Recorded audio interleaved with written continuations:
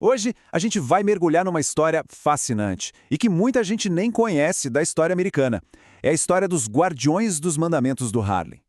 Pensa só, uma comunidade que bateu o pé e disse chega, ninguém mais vai dizer quem a gente é. E a partir daí, eles foram atrás do próprio nome, da própria identidade. Essa frase aí, bem forte, né? Ela é do líder do grupo, o rabino Wentworth A. Matthew. E ela vai direto no ponto, no coração do problema. Para eles, negro não era só uma palavra, era um rótulo de escravidão, algo que tirava a humanidade deles. Era como se estivessem gritando, nós não somos uma coisa. Então fica a pergunta, né? Se negro não serve, qual é o nome certo? Quem eles eram de verdade? Se essa identidade que eles carregavam era, na visão deles, uma invenção dos escravocratas, qual era a original? E a resposta que eles encontraram, olha só que interessante, não foi criar algo do zero, foi buscar algo lá atrás, algo muito, mas muito antigo. A resposta deles foi se declararem hebreus etíopes. Para essa comunidade, isso não era uma invenção, sabe? Era um resgate, uma forma de recuperar uma herança ancestral que eles acreditaram ter sido arrancada deles ao longo de séculos de escravidão. E aqui tem um ponto que é crucial a gente entender. Eles não se viam como pessoas que se converteram a uma nova fé. Não, eles se viam como a linhagem direta, o sangue dos hebreus originais da Bíblia. Como se fossem os verdadeiros descendentes que no meio do caminho esqueceram quem eram. E na cabeça deles existiam provas bem claras disso. E o jeito que eles encontraram essas provas é fascinante. Eles basicamente mergulharam na Bíblia, mas com um novo olhar, procurando pistas. E cada detalhe, a pele lisa de Jacó, a descrição de Salomão, tudo isso, para eles, era um sinal, uma evidência clara de que os patriarcas bíblicos eram, sim, negros. Era uma releitura completa da história. E a coisa vai ainda mais fundo. Não era só sobre religião, era sobre uma linhagem real. Eles traçaram uma linha direta, sabe, do rei Salomão e da rainha de Sabá, passando por um filho deles, Menelik I, e essa linha ia até o imperador Haile Selassie da Etiópia, já no século XX. Para eles, era prova viva. O trono de Israel sempre teve um rei negro. Ok, então eles resgataram essa identidade. Mas isso não ficou só na teoria, não. Isso mudou completamente o dia a dia deles. Eles criaram um estilo de vida novo, super disciplinado, que era bem diferente de tudo que acontecia ao redor. Uma das primeiras coisas que eles fizeram foi rejeitar o tipo de culto que viam nas igrejas da época com muito abandono emocional. O rabino Matthew tinha até um termo pejorativo para isso, nigritations, que ele usava para criticar o que via como uma total falta de autocontrole. O culto deles era o oposto. Era sóbrio, focado em conhecimento, em disciplina, em ordem. E essa disciplina toda ia parar direto no prato. A alimentação era estritamente kosher, sabe? Isso era fundamental para eles.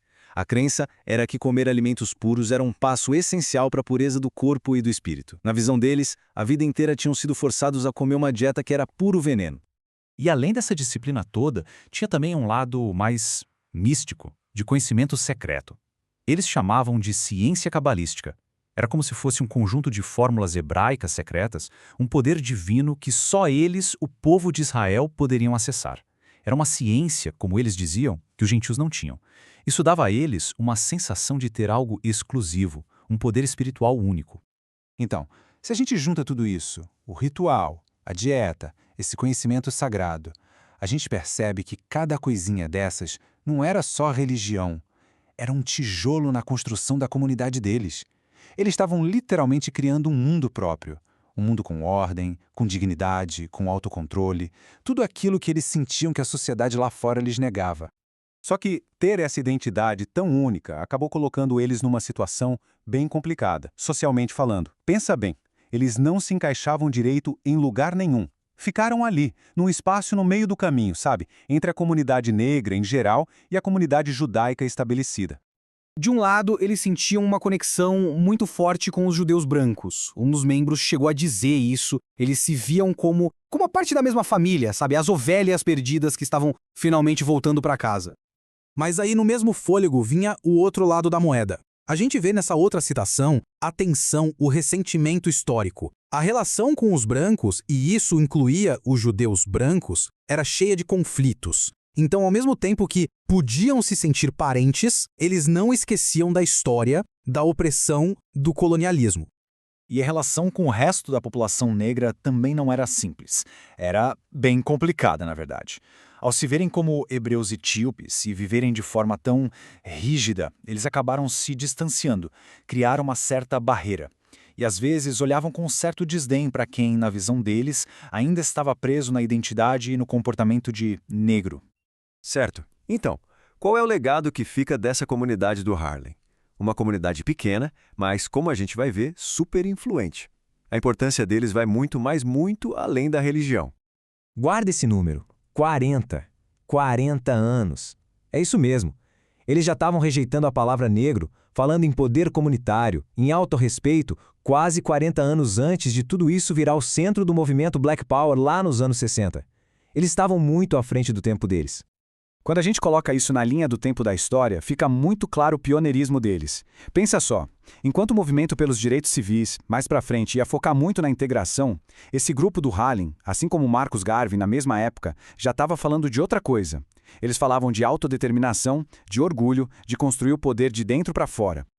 No fim das contas, o grande legado deles é esse. É uma demonstração incrível do poder que uma comunidade tem de criar o seu próprio universo. Eles não ficaram sentados esperando que alguém de fora viesse dar dignidade a eles. Não, eles construíram a própria dignidade, com as próprias mãos, com rituais, com disciplina e, o mais importante de tudo, com um nome que eles mesmos escolheram. E a gente termina com essa reflexão. Porque a história dos judeus negros do Harlem, no fundo, não é só sobre eles. Ela toca numa questão que vale para todo mundo. Uma questão sobre identidade, sobre história e sobre o poder imenso que existe em dar um nome a si mesmo. Fica a pergunta, o que é preciso para um povo, qualquer povo, assumir o controle da sua própria história? É uma boa pergunta para a gente levar, né?